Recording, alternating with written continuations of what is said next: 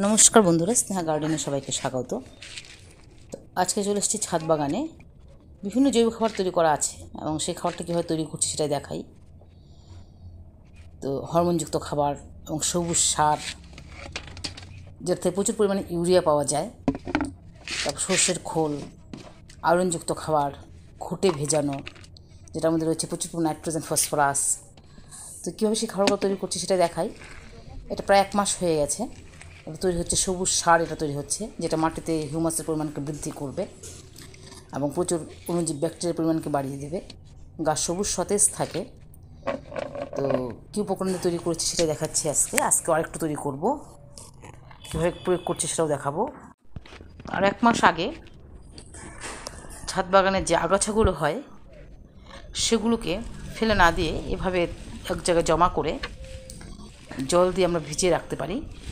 এর মধ্যে রয়েছে শীতকালীন যে গাছগুলো, অর্থাৎ বেথো শাক, পালং শাক এবং আরও অনেক ঘাস পাতা।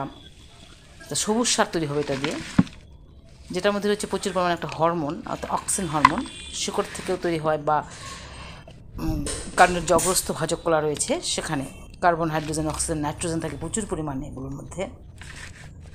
আয়রনও পাওয়া যায় প্রচুর পরিমাণে।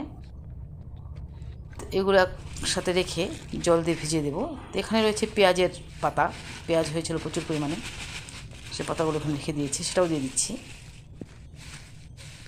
এতে নাইট্রোজেনের পরিমাণ আরও বাড়বে। তো এভাবে এক জায়গায় রেখে জল দিয়ে ভালো করে ভিজিয়ে দিচ্ছি। ভিজিয়ে ঢাকনা দিয়ে 1 মাসের জন্য রেখে দেব।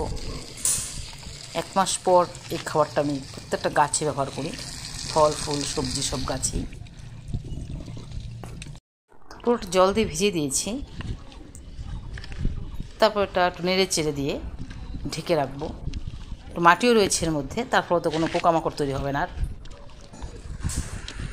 এবং ইচ্ছে করলে 4-5 দিন পর থেকে আমরা ব্যবহার করতে পারি, কিন্তু আমি 1 মাস পরেই ব্যবহার করব, কারণ অনেক ধরনের খাবারই তৈরি আছে আমার, সেগুলো পরবর্তী দেখাবো। আবার চলে আসছে আর 1 মাস পর আরও কিছু আগাছা নিয়ে এসেছি, যেগুলো বেডের মধ্যে গাছের গোড়াতে হয়েছিল, তুলে নিয়ে এসেছি। এই যে খাবারটা 1 মাস আগে যেটা রেখেছিলাম সেটা পুরোটাই পচে গেছে, পচে একদম সবুজ হয়ে গেছে খাবারটা। এটাকে সবুজ সার বলতে পারি আমরা, বা ওজনের পরিমাণ প্রচুর পরিমাণ আছে এর মধ্যে, এবং একটা হরমোনও রয়েছে এর মধ্যে। প্রচুর বুদবুদ উঠছে খাবারটা থেকে, অত্যন্ত স্ট্রং একটা খাবার।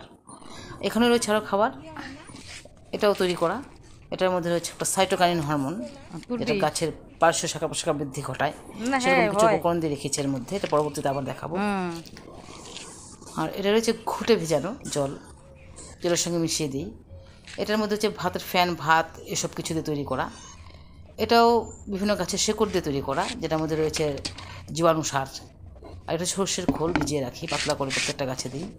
এটা রয়েছে আয়রনযুক্ত খাবার, বিভিন্ন উপাদান দিয়ে তৈরি করা।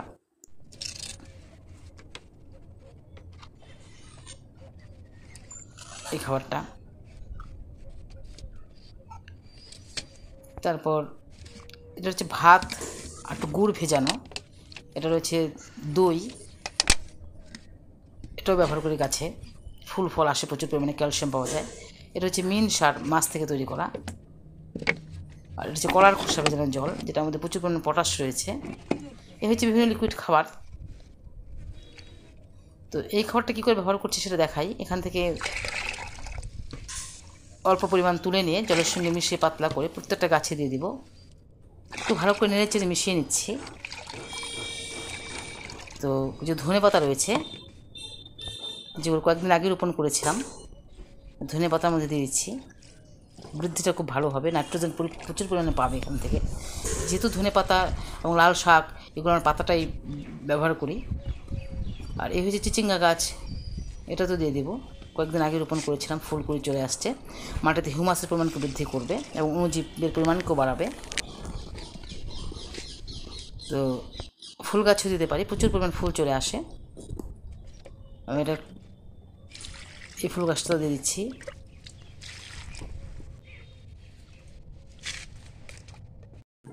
তারপর নয়নতারা ফুলের গাছ এখানেও দিয়ে দিচ্ছি। তো সারা বছরই এই খাবারটা প্রয়োগ করা যায়, আমি সবসময় তৈরি করি। আর হচ্ছে ফুটি গাছ, একটা বস্তার মধ্যে লাগিয়েছিলাম, গাছটা খুবই বৃদ্ধি পাচ্ছে, এখানেও দিয়ে দিচ্ছি একটু।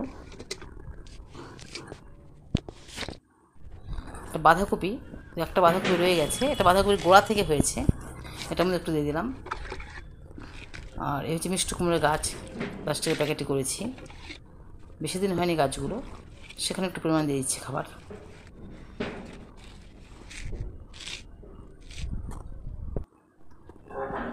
এখানেও বেশ কয়েকটা গাছ রয়েছে, ঝিঙে গাছটাতে কুড়ি চলে আসছে, ঝিঙেটা বেশ বড়ো হয়েছে। লাউ গাছও আছে এখানে একটা, এই গাছগুলো তো দিয়ে দিবি খাবারটা। তারপর আরও কিছু পরিমাণ তুলে নিচ্ছি, তুলে নিয়ে আর অন্যান্য অনেক গাছ রয়েছে, সব গাছে দিয়ে দেবো। তো আর সব গাছেই পাতলা করে জলের সঙ্গে মিশিয়ে দিয়ে দিব। আর বাকি যে উপকরণগুলো আজকে নিয়ে এসছে সেটার মধ্যে মিশিয়ে রাখবো। তো এই হচ্ছে উপকরণগুলো। তো এই উপকরণগুলোর মধ্যে মাটি রয়েছে, শিকড় রয়েছে, কারণ এর মধ্যে প্রচুর ব্যাকটেরিয়া রয়েছে, যেমন সায়ানোব্যাকটেরিয়া, মনেরা ব্যাকটেরিয়া। ওরা বাতাস থেকে নাইট্রোজেনকে সরাসরি মাটির মধ্যে আবদ্ধ করে। তো এগুলো ঢেকে রেখে দেবো আবার 1 মাসের জন্য। আর বাকি খাবারটা সব গাছে প্রয়োগ করছি। আর এই খাবারগুলো পরবর্তীতে ব্যবহার করব, তখন আবার সেগুলো কীভাবে তৈরি করছি সেটাই দেখাবো। তো আজ ভিডিওটা এখানে রাখছি, দেখা হবে পরবর্তী ভিডিওতে। ততক্ষণ আপনারা ভালো থাকবেন, সুস্থ থাকবেন।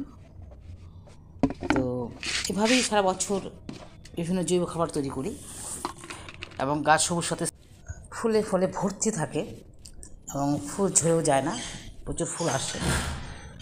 মৌসুমি গাছ, নয়নতারা ফুলের গাছ, যে কোনো ফুল গাছে আমরা এটা ব্যবহার করতে পারি, সবজি গাছেও।